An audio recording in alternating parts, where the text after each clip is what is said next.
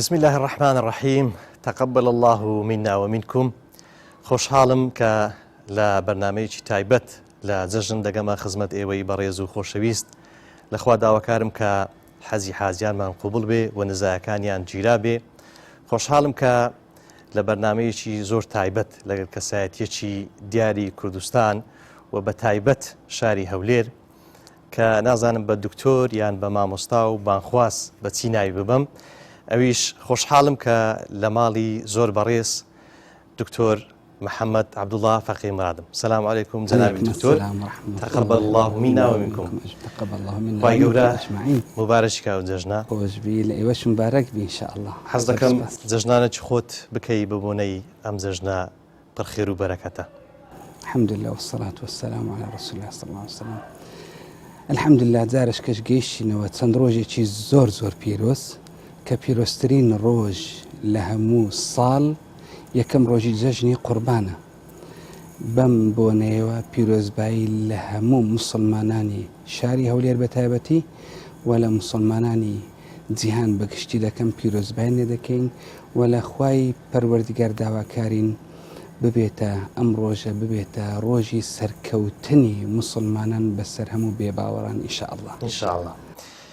ئەم بەرنامەیەمان تایبەتە. نە ڕەنگە باسی وردەکاری زانستی پزیشکی بکەین و نە ئامۆژگاریەکانی بانخوازی باسکەین. دەچینە نێو وردەکاریەکانی ژیانی کۆمەڵایەتیت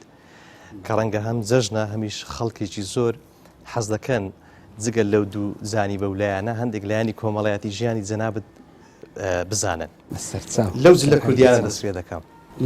بە بەردەوام بە جلێکی کوردی زۆر جوان بە سیمایەکی زۆر جوان وتارەکانت پێشکەش دەکەی. هەتا ئێستاش 512 وتارت پێشکەش کردیە. لە جلە کوردیەکەی ڕالوم دەست پێ بکە هەز بەچی دەکەی کە بە جلێکی کوردی جوانی ڕەسەن وتار پێشکەش دەکەی. خوای پەروەردیگار دەفەرمێ خودو زینەتەکم عینده کولی مەسجد، واتە بە جوانترین شێوە بە جوانترین جل بە جوانترین پۆشاک وەرنە مزگەوتەکان. ئیدی بەتایبەتی کێمە دەچینە مزگەوت بەتایبەتی کە دەچینە سەر مینبەری پێغەمبەری صلی الله عليه وسلم پێویستە بە جوانترین جلەکانمان بچین. ئێمەش کە کوردین جلێکی زۆر جوان و زۆر شەرعیمان هەیە کە پێویست دەزانم یعنی هەموو کوردێک ئینجا هەرچی کارێکی بێت زۆر ئێحتیمام بەو جلانە بدە، چونکە لەلایەنی جوانی جلێکی زۆر جوان و پۆشتەیە، لەلایەنی شەرعی جلێکی زۆر شەرعیە. لە هەموو جلەکانی تر بە شەرعی تر دەزانم. وێ لەسەر میبەری پێغەمبەر صلی الله علیه وسلم لە ناحیەی شەرعی لە ناحیەی جوانی لە ناحیەی کوردایەتی کە ئێمە دەبی شانازی بەوەی بکەین کە کوردین کە ئەو جلەمان هەیە. لێ یعنی جوانترین جلەکانم جلە کوردیەکانە. جلە قاتیش ئۆشتانە شوانەیە بەڵام ئەوە جێگای خۆی هەیە، بەڵام لە مزگەوت زیاتر بە زلی کوردی دەستمە وردەکاری. بەڵام بێگومان کە باسی جەژن دەکەین لە کەسایەتیەک یەکێک لە پرسیارەکان دەگەڕێنەوە سەردەمی منداڵی. جەنابی دکتۆر سەردەمی منداڵی جەژنت بەبیرە لە یادە کە مەسەرەن باوکت دایکێت لە ئەو شوێنەی خۆتان کە لێی بوون چۆن بوو؟ بەڵێ هەمومان لە بیرمانە. یعنی جەژنی ئەو ساڵ جەژنی پێشان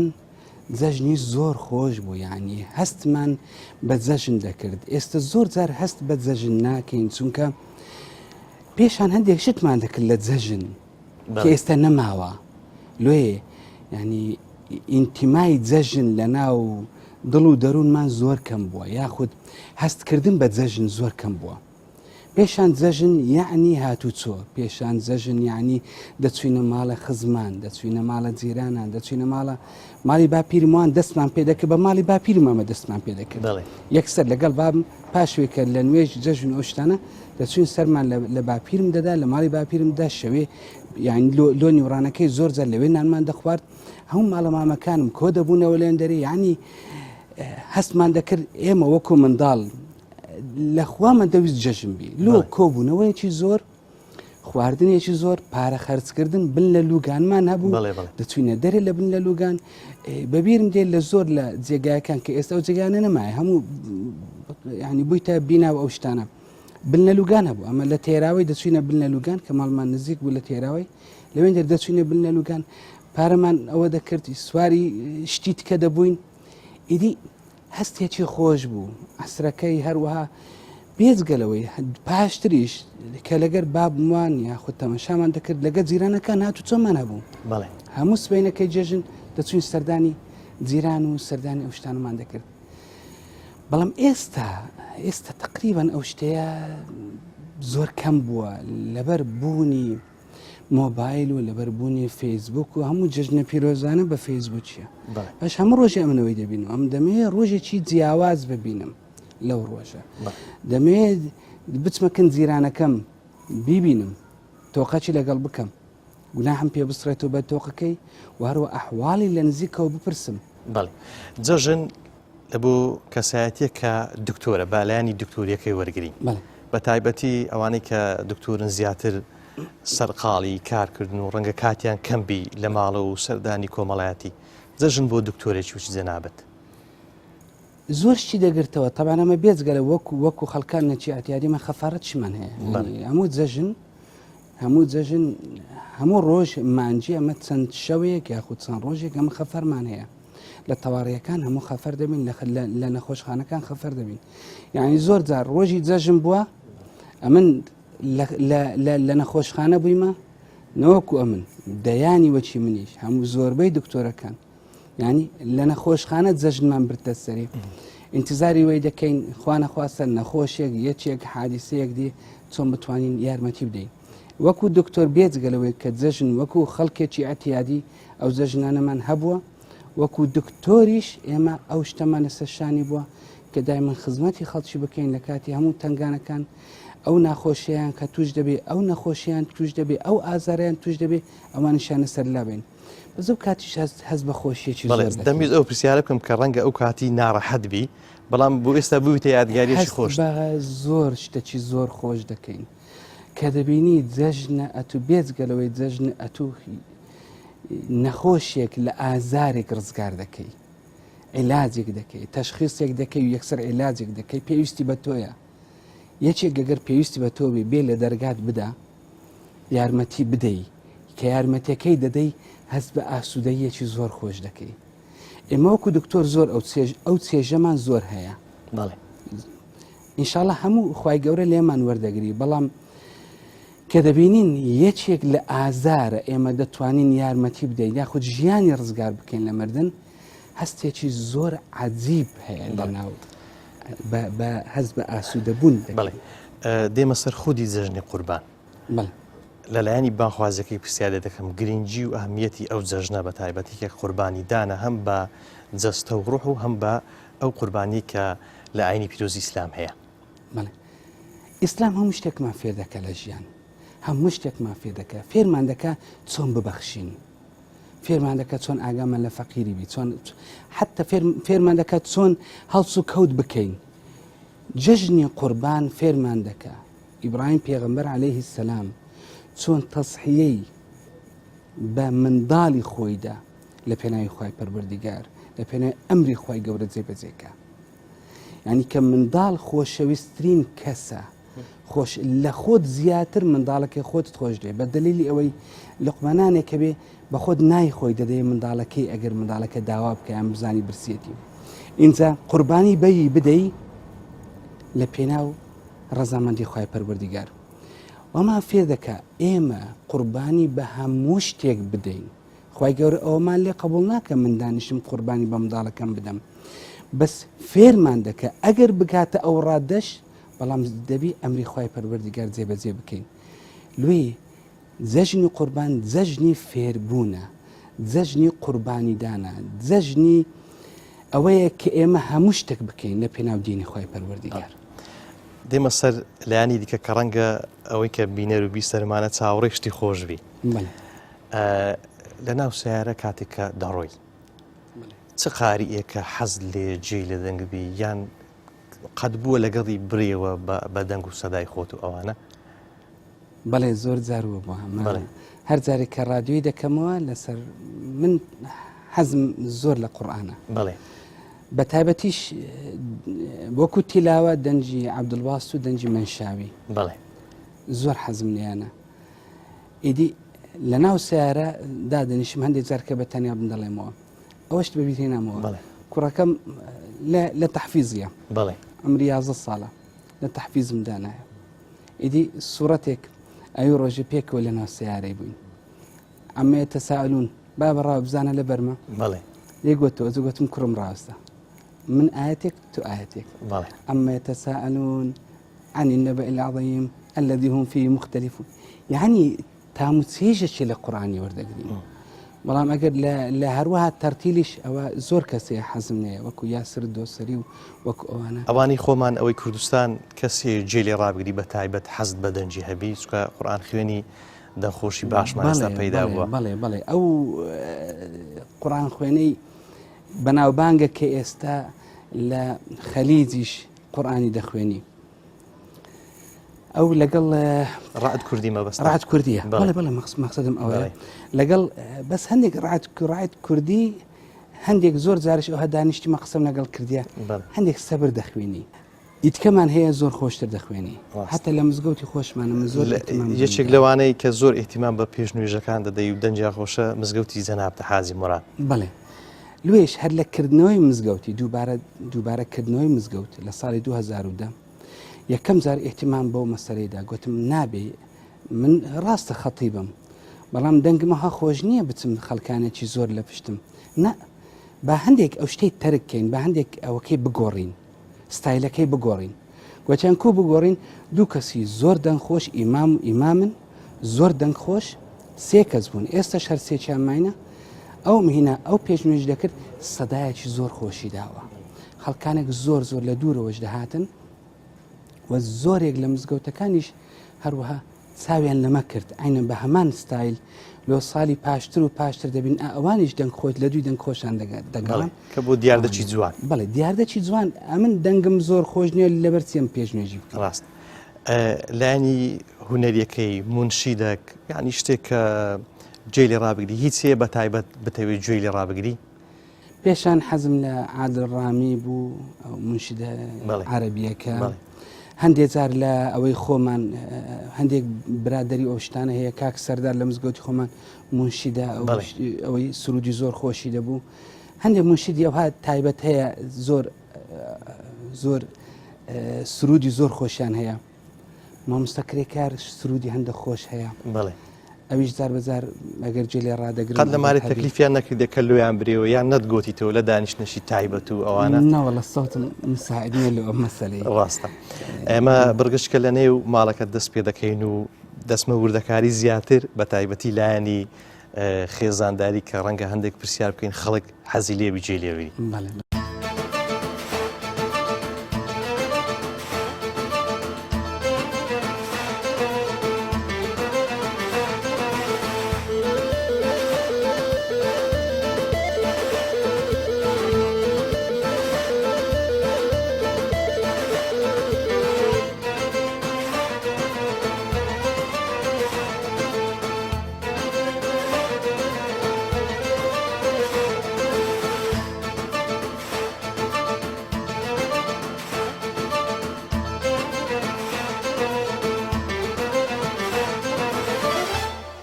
دووبارە سڵاوتەی نەبێ کاک دکتۆر دێمە سەر لایەنی خێزانداری خاوەنی چەند منداڵن؟ 5 منداڵم هەیە. بەڵێ 3 کچ و 2 کوڕ. ناوەکانیان ئاساییە؟ بەڵێ بەستەرچاو یەکەمیان عومەرە ئەو پارەکە تەخەڕۆجی کرد بووە دکتۆری ددانی دووەمیان زەینەب دەبتە سەفی سێی سەیدەلەی کولێ سەیدەلەی ئەوە دوو سێمیان مەریەم ئەو ساڵ بووە سەفی 6 یانی سەفی 12 دوازدەی ئێستا بەڵێ 12 ئێستا 6 کۆنەمار بەهر دەڵێن هەردە ئێستا شەر دەڵێم 6 ئەدادی دوایە ئەیمەن بووە 6 ئیبتیدایی دوایە ئەلین بووە 3 ئیبتیدایی ئەوە وەک کوردەواری پاشەبەرەکەیە پاشەبەرەکەی ئەلین زۆر زادرێن پاشەبەرەکەیان لە هەمویان خۆشەویسترە وەڵا هەمویان خۆشەویستن من پاشەبەرەکەم کچە پاشەبەرەی کوڕم هەیە پاشبەری کچیش بڵێ هەردووک یەک لە خۆشەویسترن نەوەت هەیە ماوەستا؟ نەوەڵڵا دەی ئینشاءڵڵا خوای گەورە کوڕەکەم تەمەنێ ژنی هێناوە ساڵێک وندێکە ژنی هێناوە ئەبەزاری ناوم نییە دەی ئینشاءڵڵا دەبێ باپیرەش پشتیوان بخوا ئینشاءڵڵا پشتیوان ئەوە لێ خێزان هەریەکە ئەو پرسیارەی بکەین یان باڵێ بەسەر ئەگەر داشی کاک عومەری پێی ناخۆش نەبیت کەەوە پرسیارێک دەکەی بکەم بەڵێ ڕەنگە پێشیان گۆت بیلۆی خێزانت هەیە زۆر پێم دەڵێن بەڵێ زۆر خەڵک پێم دەڵێ مامۆستا سوالك باشە مەلا بۆی مەشهورن کە دوو ژنیان هەیە لۆ ئەتو یەک خێزانت هەیە بەڵێ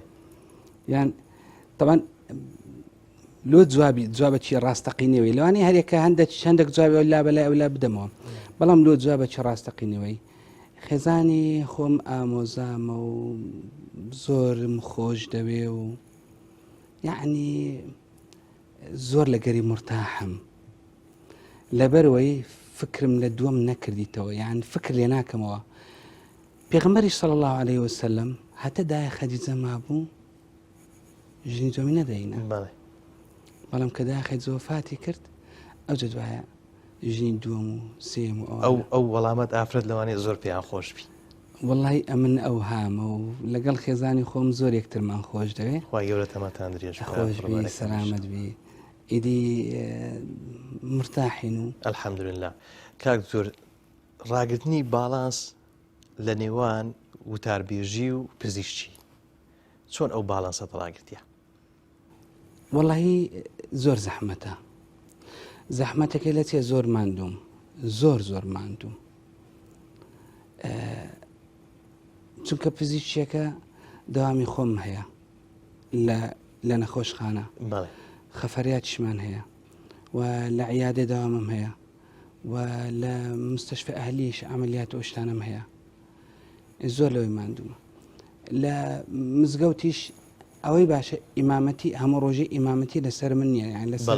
لەسەر مامۆستایەکانترە بەڵام وتاربێژی بەڵێ وتاربێژی لەسەر منە لە نێوە ئەو مەشغڵەتی وتارەکەی چۆن ئامادە دەکەی کات چۆن تەرخان دەکەی وەڵڵەهی ئەمن هەرکە لە وتاری دەبمەوە ڕۆژی جمعایی بەڵێ دێمەوە یەکسەر دیسان فکرم لەسەر جمعایی داهاتوە هەتا لە ماڵی پێم زۆر جار پێم دەڵێن منداڵەکان دەڵێن بابە تو ئەو ڕۆکە ئەو ڕۆ جمعایی وتاردایە ئێدە ڕاوەستی ئیستراحەتەش بکە دەڵێم مرتاح نابم هەتا وەکوم شتی لۆ تەحزیر نەکەم شتی لۆ ئامادە نەکەم وەکو فکرە هەندێک جار وەکو ئەوقاف پێمان دەڵێن لەسەر فلان مۆزوع ئەو شتانە هەندێک جار ئەمن ئەم وتاری خۆم حازر دەکەم ینی ڕناوەستم بە تایبەتی پێشتر ڕانەدەوەستم ڕۆژی شەمووی ئەمن تقریبا وتار و عینوانی وتار و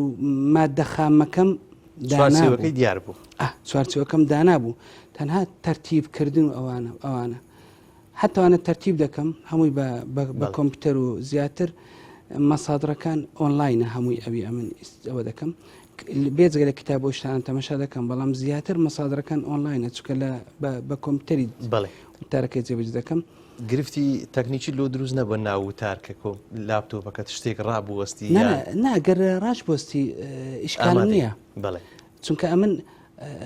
ڕۆژی شەوی جمعایی ئەگەر هەرچی بی ئەمن وتارەکەم کامل ئامادەیە و خندیتمەوەش و زۆر جار حتى لە ناو سیاری حتى لە ڕێ حتى لە ماڵێدا دەنیشم پێش بنوم لە ناو مێشتی خۆم دادەڕێژم کو مۆزوعەکەی بکەمەوە فاتحی مۆزوعەکە یاخود مۆزوعەکەی لە بەچی دەست پێ بکەم بەچی کۆتای بینم ڕۆژی بەیانی جمعەکەش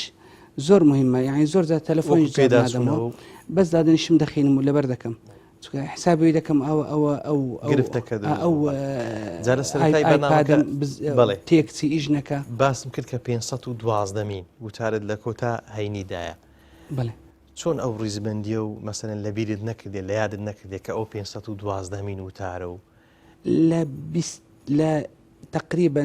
پێش 20 مین وتاری هەر 12 وتار ینی بێجگە لە مادە خامەکەم هەیە ئێستش هەموو هەڵگرتیە بەڵام هەموو تەسویرە هەمووی تەسویرە لێ ینی هەموو جمعی تەسویر دەکرێ یەکسەر منتاجێکی کەم دەکرێ یەکسەر ئەپلۆد دەکەم لێ ینی هەموو هەیە هەموو کە دەتوانی گوێ بداتێ و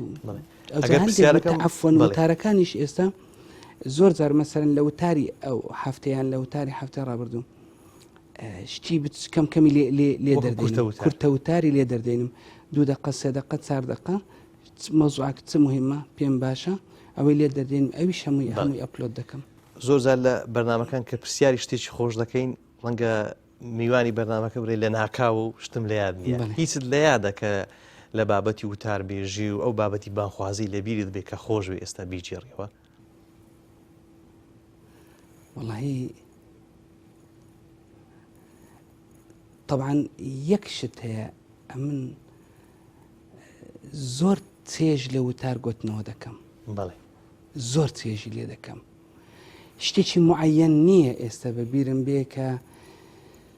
هەندێک جار لاپتۆپەکەم تێک چووە بەڵێ تەواوم کردیە ئەو شتانە ینی هەندێک تەکنیکی ڕوویدایە هەندێک جار لەن کاوڕە وتارێک لەسەر فلان مۆزوع دەبایە بێڵێم بەس ینی توانیتمەوە بکەم بەڵام شتەشی ئەوە نەبووە دیاریکراو نییە تقریبا کاکتور لە جەنابی یعنی لەلایەنی پزیشکەکەش لە یاد دەکەن مەسەرەن ئەوەندە نەشتەرگەریت ئەنجامدایە؟ بەڵێ هەموو نووسە هەموو شتێک بە داتا من تۆمار دەکەم حتى ژماری نەشتەرگەری ئەم دەنووسم مەسەرن ئەوڕۆکە ئەوڕۆ دووشەمە 5 نەشتەرگەریم کردیە سبەینێ 8 نەشتەرگەریم دانایە بەڵێ حازرم کردیە دەیکەم چوارشەمان نایکەم 5شەمان هەروەها دەیکەم هەمووی سجلم هەیە لە سجلی هەمووی دەنووسمەوە ئێستا چەند نەشتەرگەریت ئەنجامدایە؟ تقریبا ئێستا سجلەکە لە عیادەیە بەس نزیک 13600 و قسوور نەشتەرگەریم کردیە بە دەستی خۆم بە ئەوە یعنی بە داتا بە ناوی نەخۆش ئەوە ژمارەی زۆرە لەوانەیە فلان کەس بڕێ وڵایە من 2000 3000 بەس ئەتوەرە شی بکەوە. ئەوە لە مودەی چەندی کاک دکتۆر؟ لە مودەی ساڵی 1998 هەتا ئێستا. بەڵێ یانیگەر ئەوە بکەی هەفتەی دەکات تقریبا چەند هەفتە دەکا ئەتو 24 ساڵ چەند هەفتەی تێدایە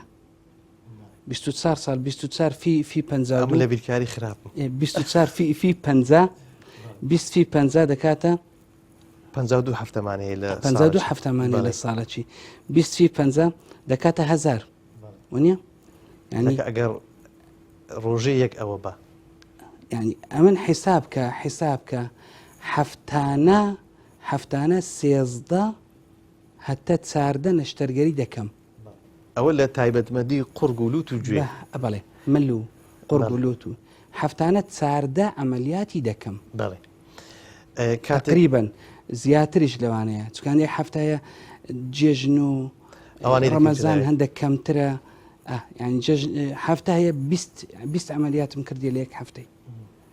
بەردامیشن هەتا ئێستا الحەمدولله سوپاس بۆخوا. بەڵێ کە ناوی قورگ و لوت و گوێ دێ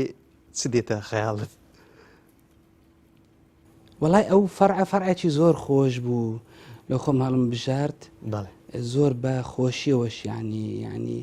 هەڵم بژارد و هەولیشم لۆدا چونکە لەوانەیە یەکێک بڵێ لەوانەیە قورگ و لوت و گوێ زۆر ینی شتلای ئەهەمیەت سانەویە بڵێ ینی بە زۆر ئەهەمیەتی هەیە چونکە نەخۆش دێ ینی تووشی ژانی گوێیەکی دەبی تووشی ژانی قورگەکی دەبی کە تەحمل ناکرێ یاخود زۆر نازۆر قەسەباتم کردێ من ینی بەستەدان نازۆر قەسەباتم کردێ منداڵ لەسەر خنکان بووە کە دەخنکا زوو گەیشتینێ حتى جارێکیان تەلەفۆنیان لۆ کردم لە تەواڕی گوتیان دکتۆر زوو بگەیێ هەفتەی جاری وها بووە لە مانگێک 15 ڕۆژ خەفەر بوویمە لە تەواڕی 24 ساعتی 15 ڕۆژ یعنی لە پاش داوامی خۆم خەفارە دەستی پێدەکرد تەواو وەختی ئیسراحەلوێ تەلەفۆنی من دائیمەن کراوەیە دائیمەن هەموو ڕقەمەتشی جواب دەدەمەوە ئەوەی ئیلا ئەگەر مثلەن لەناو عملیاتی بم ئەوش دادێنم تەماشا دەکەم ئەگە 2 جار بکە دەڵێم هەڵگەرەوە لە بنجێم دانێ نەوەک شتێک بی تەلەفۆنیان لۆ کردم گوتیان دکتۆر زوو بگەیە نەخۆشەکەوە دەمری ساعت شەو بوو درەنگ بوو زۆر درەنگ بوو ئەمیش بە سیارەی لێڕا لە تەواڕی جمهوری هەبوو لە عملیە لەوێن دەردەکرێت ئێستا عملیە لەوێن دەرە ناکرێت بوویتە ئەوەی ئیفەحسی کۆرۆنای پێشان تەواری جمهوری یانەوە شتەچی خۆش بوو یەکسەر سواری سیارەی بووم هەر بەغار یانی لە ناو سیارەی بە سورعەتەوە قۆپسم قەپات دەکرد زوو پێڕا بگەم زۆر بەسەریعی لە تاسەکان لە تاسەم دەدا گەیشتمە ترافلایەتی شۆڕش بەڵێ من سۆر پێیە دووسێ هۆڕم لێدا و لە تەنیش سیارەکان ڕێی خۆم کردەوە دەرچوو مرور واوە دەبینم دەنووسی کورە گوتم دەنووسی نانووسی بەڵێ مشکلەم نییە ئەمن بچم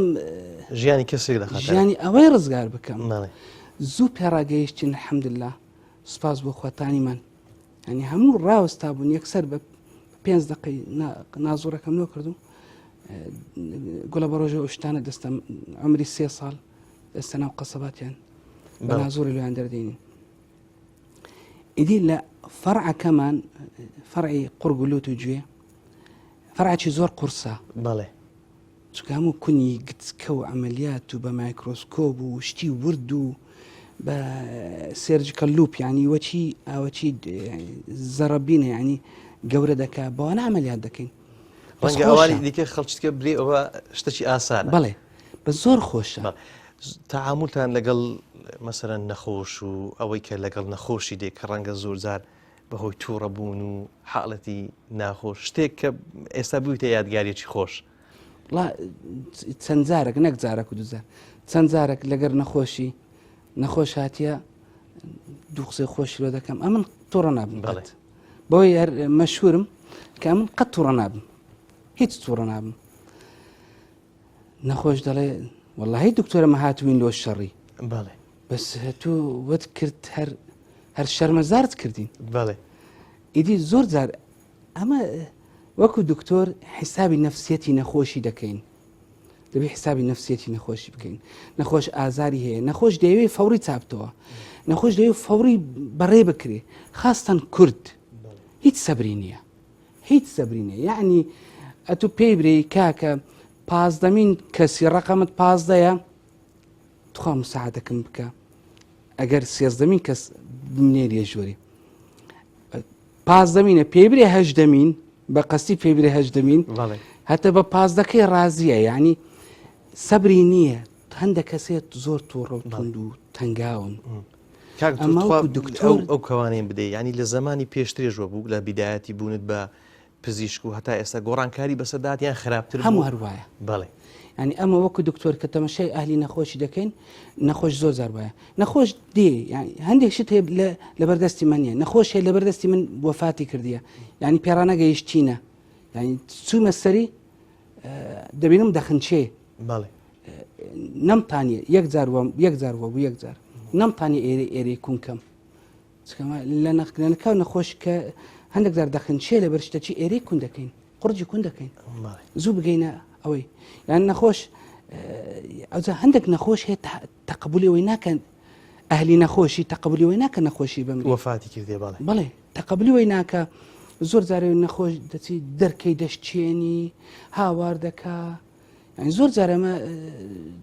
ئەوەکانمان بان کردێ شورتەکانی ئیبەردەرگای وەرە باب ئەو دەدەقەی بەڵێ ئەو فەرعی باس کرد ئی خۆت چۆنە مەسەرەن قورگولوتی خۆت لە ڕووی گرفتی تەندروستیەوە چۆنە گرفتی تەندروستی نییە بە خۆت بەرەوەڵ هایت لە فەرعی خۆت زۆر جار لۆ ئەمە تووشمان دەبی زۆر جار لە نەخۆشی دەگرینەوە یعنی کابرا ئەنفلۆنزای هەیە بەڵێ کابرا کۆرۆنای هەیە ئەنفلۆنزای هەیە دێ ئیمەش وایە کە ناو قورگ و ناو کەپ و ناوجێ فەحز دەکەین زۆر لە نەخۆشی نزیک دەبینەوە هەرچەند ئێستا بە نازۆرش فەحز دەکەین بەس نزیک دەبینەوە لە نەخۆشی تەواو ئەوی دێتەکەنەمەش ئەو منطقانەی نەخۆشە زۆر جار نەخۆشم هەندێک جار داچی منداڕانیش داچی ئەمەریش دێگوت تو هەرموو ڤایرۆسەکانی عیادی لۆ ماڵە دێنیەوە بەڵێ دی ئەو شتانەمان هەیە توش دەبین ڕاستە کاکتۆر پەیوەندی کۆمەڵایەتی چۆنە ینی سەردانیکردنی خزمانی نێزیکت ئەو پرسیارە بەهۆی ئەوەی کە ڕەنگە یا تو سەرقاڵی زیاترت هەیە ئەلحەمدوللا باشم بەڵێ لە زۆر کەسان باشترم ئەوەی کە ئیشی کەمتر لەویش باشتر ئەرێ وەڵڵا ئەمن زۆر جار داچی عمەری الحەمدلله زۆر یارمەتیم دەدا لە ماڵە، یعنی هەندێک قورساتی لەسەر من لابردیە، قورساتی منداڵەکان، قورساتی ماڵی لەسەر من هەندێک لابردیە. ئەم زۆر جار لە دەرێ بەم دەڵێ ئەتو لە دەرێ زۆر ماندی دەبی ئەو شتانە هەندێک لۆت و سەهل بکەمەوە. بەڵێ ئیدی یەک لەو شتانەشە، یەک لە ئەوەی منە کە زۆر جار لەگەڵم دەبی، یارمەتی دەرم دەبی لە ژیانی. خێزانی باش دایمەن ئەوها یارمەتی پیاوەکەی دەدا، یارمەتی مێردەکەی دەدا، هەتاوەکو پیاوەکی چاک و ناجحی لە دەرچی، چونکە پیاوی ناجح ژنێکی چاکی لە پشتە و بە عەکسەوەش. بەڵێ زۆر جارە یارمەتیم دە، زۆر جار لە عیادی دێمەوە پێم دەڵێ محەممەد مامە جێم لێ بووە نەخۆشە بچین سەردانە چی بکەین. بەڵێ دەم وەرە حاضر بە وەرە پێکەوە دەچین، یان لەو شتانە لەگەر دبی یارمەتی دەردبی زۆر خۆشە. ئەوزە لە لایانی کۆمەڵایەتی ئەمن علاقم زۆرە لەگەر هەموو خزم و کەسەکان. بەڵێ ئەگەر لە نێوان دوو هەڵبژاردە پزیشکەکە و بانخوازیەکە بڵێن یەکەشیان لادە، ناتوانم هەڵبژێرم، بەس ئەگەر 100% پێم بڵێن نابی دەبی یەکێک هەڵبژێری، نازم چی بڵێم بەخوای. تەمەشای ئەوی دەکەم بانکوازی چارەسەری ڕۆح دەکا، دکتۆری چارەسەری جەستەکان دەکەین، ڕۆح و جەستەش پێکەوە دەبن، بەڵام ڕۆح لە پێشترە لە لای من، چونکە جەستە تابعی ڕۆحیە. ڕۆحەکە کە بستە ناو جەستەی، جەستەکە بە ڕۆحەکەی دەژی، بەڵام ڕۆحەکە بە تەنێش دەژی. پرسیارێکی قورسە قەت لە خەیاڵی خۆت یەکلایی نەکردیتەوە؟ قەت یەکلایم نەکردیتەوە. لۆیش ئەمن هەر لە عدادێش بووم، دائیمەن لە مزگەوتان زۆر لە هەندێک لە مزگەوتەکانی دەوروبەر دائیمەن محازەڕەم هەبووە، دائیمەن شتوێمان هەبووە. پەیوەندیت لەگەڵ پزیشکەکان خۆشتر و باشترە یان لەگەڵ مامۆستایانی ئاینی؟ هەمووی لەوەشیان وەکو یەکە. ئەمە ئێستش لەگەڵ زۆر پزیشکان، زۆر دکتۆران هەموو هەفتەی دانیشتنمان هەیە. جامادەمەیە بە ئەو پرسیارێ بکەم، لە خواردن و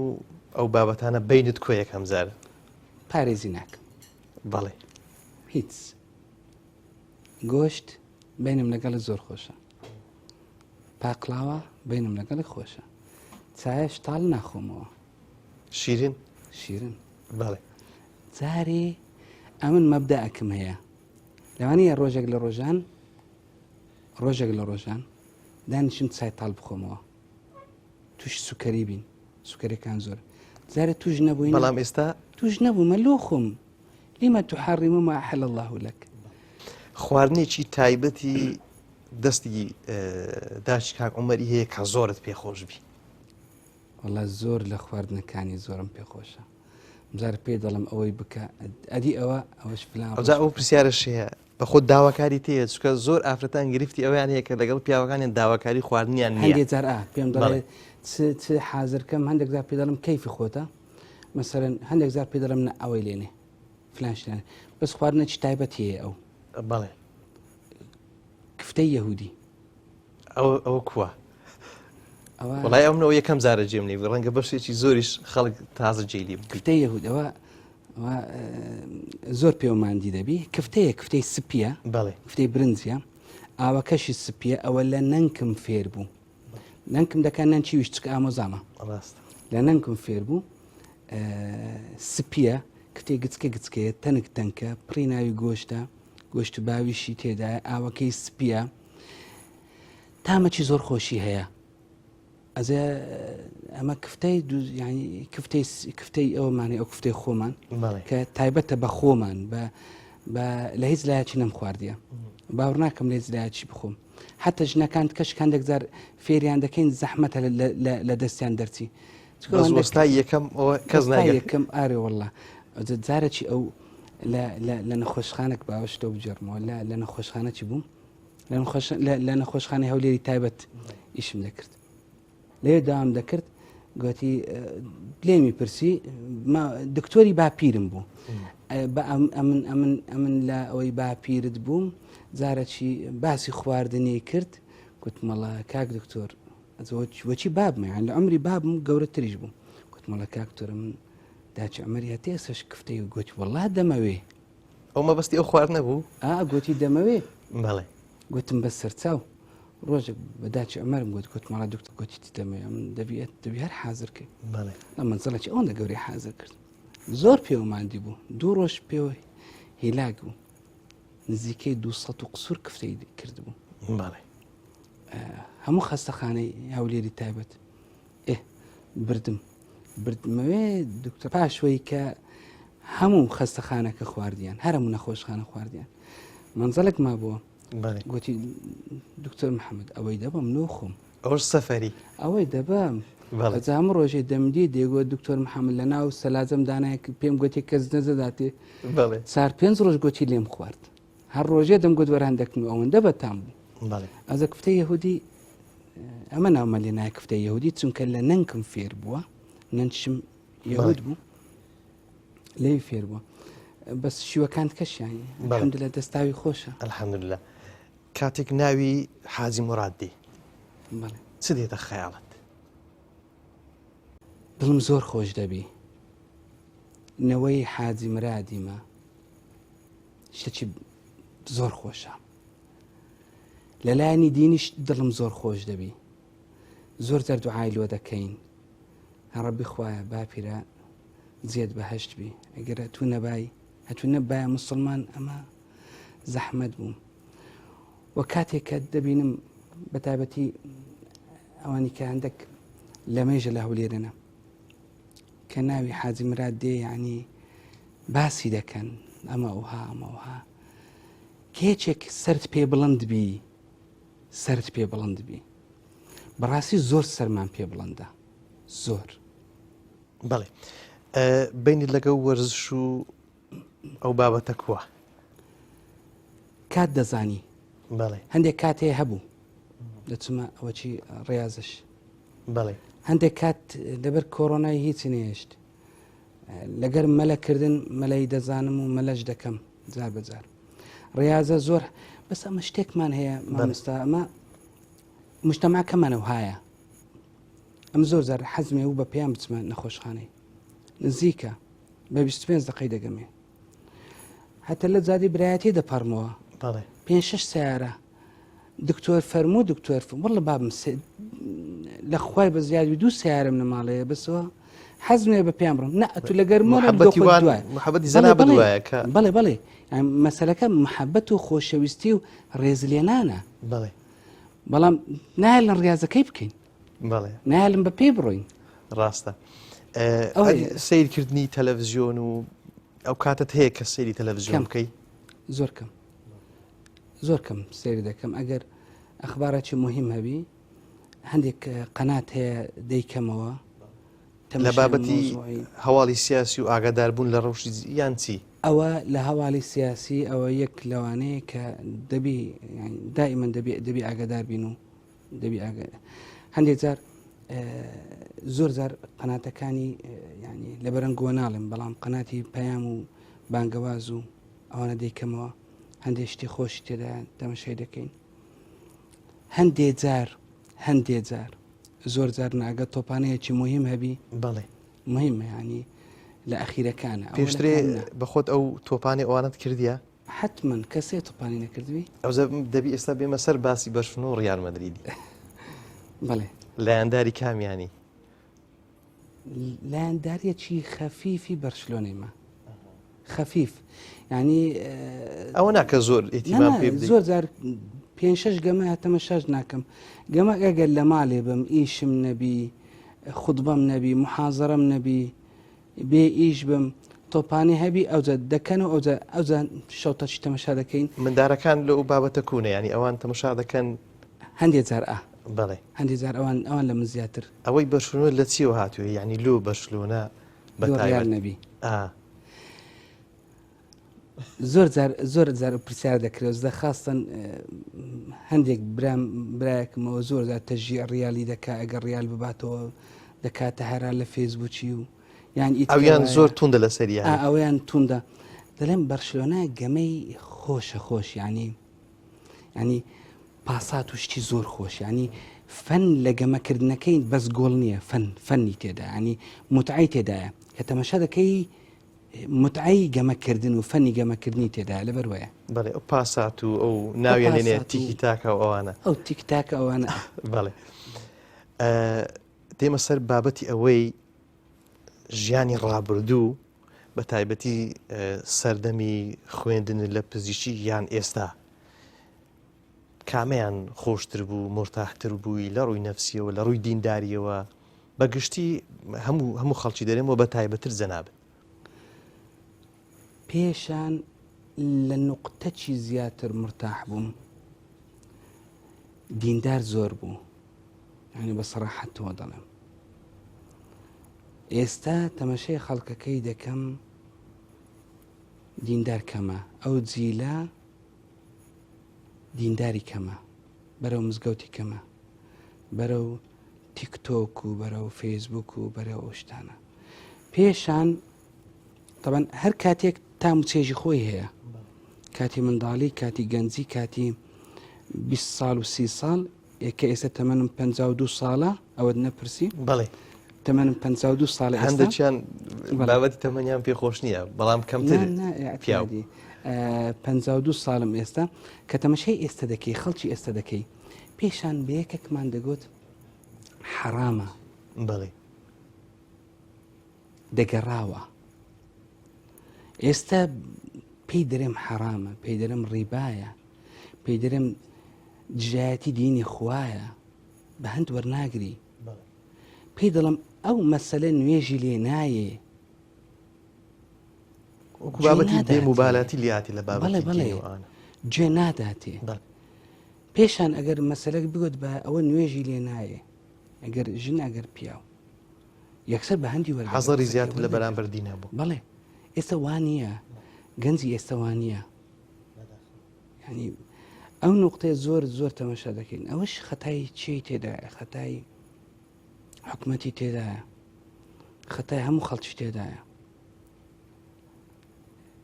دینەکەیان لاواز کردێ دینەکەیان زعیف کردێ بانگەوازیان نەهێشتیە ناچینە ناو تەفازڵ چکە تەفازی زۆر شتی لە خۆ بابەتەکە زۆر هەڵدەگرێ ئێستاش لە خوێندن بەردەوامی بڵێ ئێستش قەت شڕاناوستم بە هۆکاری چی هەمزاری منداڵەکان پێم دەڵێن دەرم بابە ئەی هاوار ئەتو چت کرد هەمزاری ئەوە گلەیەک لە مامۆستای دەرم خەتای تووە کوڕم کچم خەتای تووە دەرە دیسان پشتی مامۆستات گرت باڵێ نابی خەڵک ڕاوەستی نابی لە فێربوون نابی ڕاوەستی ئەمن کاتی خۆشی دەرفەتمان زۆر کەم بوو هەتاوەکو اختصاصی بخینین تەنها پێمان کرا ئەوەی لە کوردستان هەبوو پێمان کرا دبلۆم عالی بخینین وەکو دکتۆر لە بەشی خۆم دبلۆم عالی بەڵام لە ساڵی 2014 ینی پێش چەند ساڵە چی لە 2014 بۆردی ئەوروپیم هیناوە خوێندم تەقدیمم کرد بۆردی ئەوروپیشم هیناوە شادی بۆردی ئەوروپیشم هیناوە لەلایەنی دینیش بانخوازیش فترێک هەفتەی 4 ڕۆژ دەچوومە کەرکوچێ لە جامیعەتی کەرکوچێ تەڵەبە بووم کولی علوم القورآنم تەواو کرد لە ماجستێری بەسما بوو ڕسالەکەی تەقدیم کەم ڕسالەکە نووسینەوەکە وەزع بەجارێک تێکچوو دابڕین هەتا ئێستا شەردا و دابڕانە بوو بەزڕانەوەستامی ئێستاش تەڵەبەی ئەومە پۆلی مەرحەلەی دوی معهدی ئیبن سەلاح شارە زوریمە حەدیث فەرموودەی پێغەمبەر صلی الله علیه و سلم ئێستاش سەفی دوومە ئێستاش ئۆنلاین دەرسمان هەیە و ئیمتحانات و ڕاناوەستم کەواتە بەخۆت و بە منداڵەکان هەر تەڵەبەنە و ئەوجا بە من دەڵێن دەرم بابایی هاوار ئەتو دەرم نەخێر کوڕم فێر بە دەبی ئەتو هەتا مردن هەر وەرگری و هەر بدەی چکە تو علم کۆتایی پێنایە قەت کۆتایی پێنایە و ناشبێت و ڕاوەستی قەت نابی ڕاوەستی دائیمەن دەبی لە فێربوون بی هەتە بتوانی بدەی عتاءت هەبی. گفتوگۆیەکەمان خۆش بوو، ڕەنگە پرسیاری زیاتریش و لایەنی زیاتریشە ببێ. دووبارە جەژنت پیرۆز بێ، سوپاس بۆ ئەو میوانداریە. جەژنی ئێوەش پیرۆز بیا ئینشاڵڵا میوانێکی ڕوحسووک بووینە لە خزمەت جەنابەت. هەردەم ئێوە ڕوحسووکن، سەلامەت بی، سوپاس دەکەین. هەردەم بەڕێزن. دووبارە و سێبارە جەژنت پیرۆز بێ. جەژنی ئێوەش پیرۆز بی، جەژنی هەموو مسلمانان، بەڵێ خەڵکی ئەولێر و خەڵکی کوردستان و هەر هەموو مسلمان دنیا پیرۆز بی ئینشاءالله. خۆمان بە خاوەنمان لە جەنابەت دەزانین لێ دەست دەکەین بە بەبوونەی جێژنەش ماڵی خوا گەورە سەلامەت بکات. چاو بەڕێزان و خۆشەویستان، کۆتاییمان هێنا بە بەرنامەی جەژن لە خزمەت مامۆستا و دکتۆر و بانخوازێکی خۆشەویست زۆر بەڕێز دکتۆر محەممەد عەبدوڵڵا فەقێمڕان. هەمیشە لە جەژن و خۆشی دابن تا دیدارێکی دیکە بەخوای گەورەتان دەسپێرین. وەسەلام عەلەیکوم وەڕەحمەتوڵڵاهی وەبەڕەکاتوه.